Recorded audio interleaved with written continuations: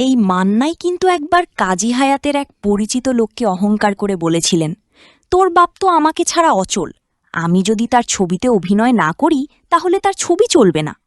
কিছুদিন আগে এক সাক্ষাৎকারে কাজী হায়াত নিজেই এই আক্ষেপের কথাটি প্রকাশ করেছেন। আমাকে গুণাগার করো না মা, বুকের দুধ দাওনি কিন্তু আঁচলে ছায়া তো দিয়েছো, মায়ের পায়ের নিচে সন্তানের বেহেশত, এই কথা আমি ভুলে চাইনি মা। আমার আম্মা জান কিন্তু খুব পরহেজগার মহিলা, উনি কিন্তু এসব পছন্দ করে না। এই আমার আম্মা জান খুব পরহেজগার মহিলা না? জি। শুনছো কি কয়? বিয়ার পরে কিন্তু বোরকা পরতে হইব।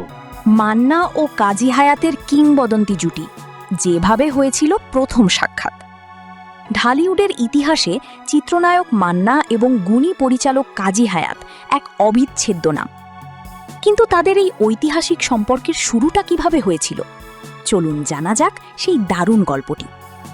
প্রযোজক বাদশা ভাইয়ের প্রস্তাব ও কাজী হায়াতের মান্নাকে পছন্দ। সবকিছু শুরু হয়েছিল একজন প্রযোজকের হাত ধরে। তিনি আর কেউ নন, আমাদের সবার পরিচিত অভিনেতা ডিপজলের বড় ভাই, প্রযোজক ও পরিচালক বাদশা ভাই। একদিন বাদশা ভাই পরিচালক কাজী হায়াতের কাছে এসে বললেন, ভাই, আপনাকে দিয়ে একটা সিনেমা বানাবো, আপনিই পরিচালক আর নায়ক আপনার চয়েস মতো আপনিই বেছে নেবেন। কাজী হায়াত তখন জিজ্ঞেস করলেন, কাকে নেব, আপনিই একটু বলেন। জবাবে প্রযোজক বাদশা ভাই বললেন, আমি এসবের কিছু বুঝি না, আপনি যাকে ভালো মনে করেন তাকেই নেবেন। তখন কাজী হায়াতের মনে পড়ল এফটিসির নতুন মুখের সন্ধানে কার্যক্রমের কথা। সেখানেই তিনি প্রথম দেখেছিলেন তরুণ মান্নাকে। বিশেষ করে ওই সময়ে মান্নার দুর্দান্ত নাচ আর পারফরমেন্স দেখে কাজী হায়াতের তাকে খুব পছন্দ হয়ে গিয়েছিল। তিনি ঠিক করলেন এই ছবির নায়ক হবেন মান্নাই। মান্নার বাড়িতে কাজী হায়াতের সারপ্রাইজ ভিজিট। যেই ভাবা সেই কাজ। কাজী হায়াত সরাসরি চলে গেলেন মান্নার বাড়িতে। গিয়ে দরজায় নক করতেই মান্নার বাবা দরজা খুললেন। কাজী হায়াত জিজ্ঞেস করলেন, এটা কি অমুকের মানে মান্নার বাড়ি? কিছুক্ষণের মধ্যে মান্না সামনে এলেন। কাজী হায়াত নিজের পরিচয় দিয়ে বললেন, আমি পরিচালক কাজী হায়াত, তুমি কি আমাকে চেনো? হঠাৎ করে এত বড় একজন পরিচালককে নিজের বাড়িতে দেখে মান্না তো পুরো অবাক, রীতিমতো আকাশ থেকে পড়লেন। কাজী হায়াত তাকে বসিয়ে সরাসরি কাজের কথা পারলেন। আমি তোমাকে আমার নতুন ছবিতে নায়ক হিসেবে নিতে চাই।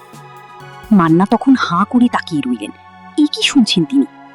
কাজী হায়াত আর কথা না বাড়িয়ে বললেন, কালকে থেকেই শুটিং, তুমি সরাসরি শুটিং সেটে চলে এসো, ওখানেই বিস্তারিত কথা হবে। এই বলে তিনি চলে আসলেন। পরদিন শুটিং সেটে কাজী হায়াত অপেক্ষা করছিলেন যে মান্না আদেও আসবে কিনা। কিন্তু সবাইকে তাক লাগিয়ে দিয়ে মান্না এলেন। একদম সুটকেস ব্যাগ গুছিয়ে, কাঁধে ব্যাগ নিয়ে অত্যন্ত স্মার্টলি শুটিং সেটে হাজির হলেন তিনি। মান্নাকে এভাবে ব্যাগপত্র নিয়ে আসতে দেখে কাজী হায়াত মনে মনে দারুণ অবাক ও খুশি হলেন। তিনি বুঝলেন ছেলেটি অভিনয়ের প্রতি কতটা সিরিয়াস এবং সে লম্বা রেসের ঘোড়া। পাগলি এক ঐতিহাসিক পথ চলা। সেই দিন যে ছবিটির শুটিং শুরু হয়েছিল সেটি ছিল পাগলি সিনেমা। আর এই পাগলি ছবি সেট থেকেই কাজী হায়াতের সাথে মান্নার এক গভীর ও আত্মিক সম্পর্কের সূচনা হয়। এর পরপরই তারা দুজনে মিলে তৈরি করেন যন্ত্রণা সিনেমাটি। তবে দুর্ভাগ্যবশত যন্ত্রণা ছবিটি ব্যবসায়িকভাবে সফল হয়নি, একদম ফ্লপ করে। কিন্তু কাজী হায়াত দমে যাওয়ার পাত্র ছিলেন না। তিনি মান্নাকে বললেন, এবার এমন একটা সিনেমা বানাবো যেটা 100% ব্যবসা করবেই করবে। তারপরই তারা সৃষ্টি করলেন ইতিহাস। তৈরি হলো কালজয়ী সিনেমার দাঙ্গা। বাকিটা তো ইতিহাস। দাঙ্গার পর মান্নাকে আর পিছন ফিরে তাকাতে হয়নি। ধীরে ধীরে তিনি হয়ে ওঠেন ঢাকাই সিনেমার মেগাস্টার ও গণমানুষের নায়ক। মান্না অনেক পরিচালকের সাথেই কাজ করেছেন, কিন্তু কাজী হায়াতের ছবিতে মান্নাকে যেভাবে পাওয়া গেছে তা ছিল সম্পূর্ণ আলাদা।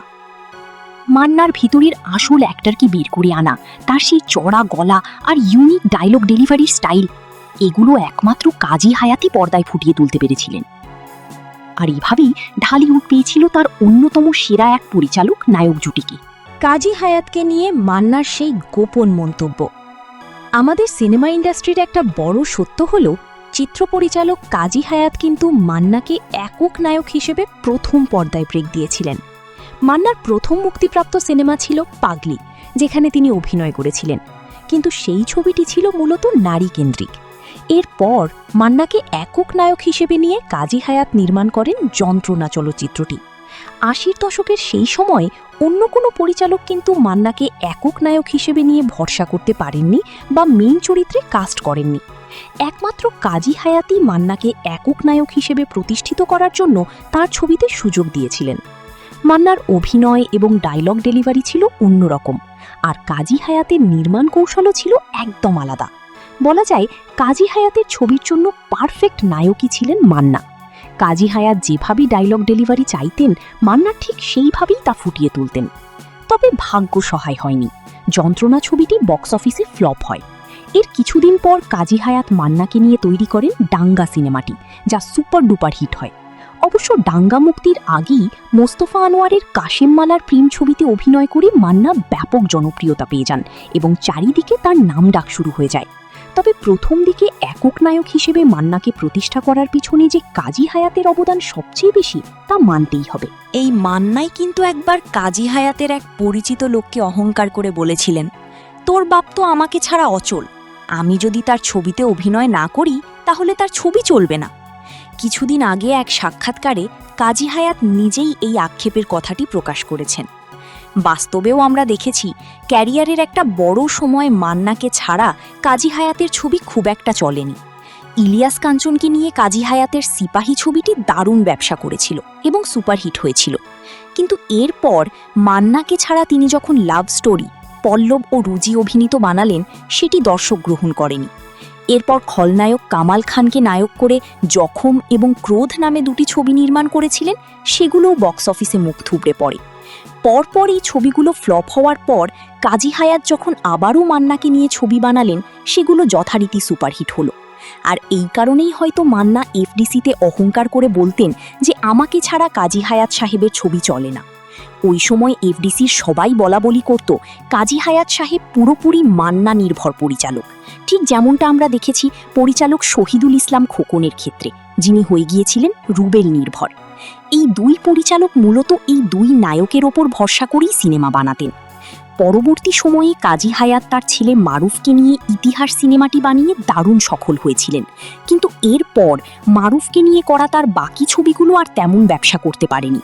তাই সত্য এটাই যে কাজী হায়াত সাহেবের ছবির মূল ভাবটা মান্না ছাড়া আর কেউ ওভাবে পর্দায় ফুটিয়ে তুলতে পারত না, এটা শতভাগ সত্যি। তবে সবকিছুর পরও মান্নার মুখে ওই কথাটি বলা একদম উচিত হয়নি, কারণ কঠিন সময়ে মান্নাকে একক নায়ক হিসেবে পর্দায় ব্রেকটা কিন্তু কাজী হায়াতই দিয়েছিলেন।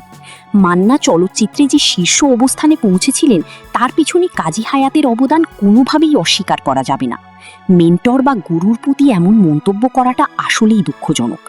বন্ধুরা, আপনাদের কি মনে হয়, কাজী হায়াতকে নিয়ে মান্নার এই মন্তব্যটি কি ঠিক ছিল নাকি বেঠিক? আপনাদের মূল্যবান মতামত কমেন্ট বক্সে লিখে জানাবেন। পিতামাতা ভাই বোনের স্নেহ, মায়া, মমতার মূল্য কোনো মূল্যে কি মূল্যায়ন হয়?